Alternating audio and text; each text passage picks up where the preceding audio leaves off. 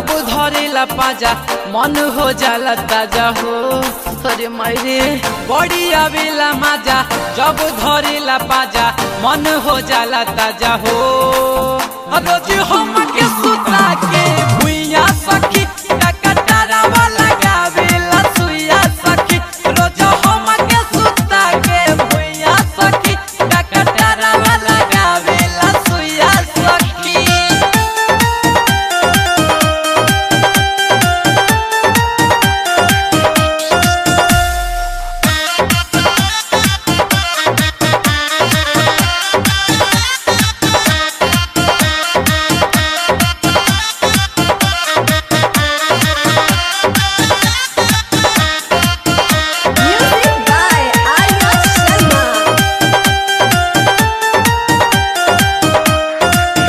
गजबे के प्यार करेला बाजा में हम के धरेला।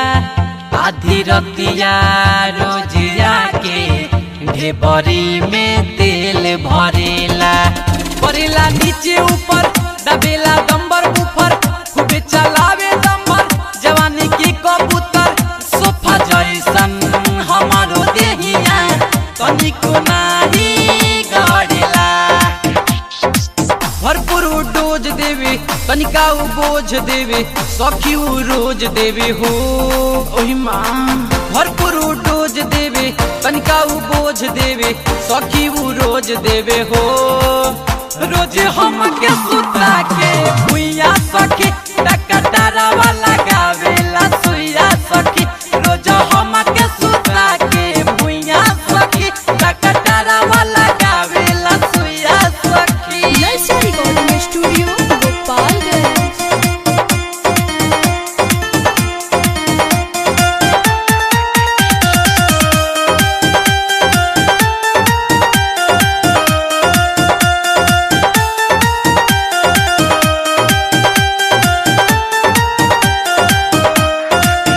सखिया नहीं दुखाला केतनो भीतरी ले जाला। गजबे जाने उतरी का तनिको ना झंझनाला। मारी के जादू मंतर डाली देला उ अंदर पार कई जाला सखी हमार उ सात समुंदर। सवाद हमारो खूब भेटाला उतरा में सखी रे। डीजे विकास हवे राम जी से खास हवे यादो विकास हवे हो। हाय दया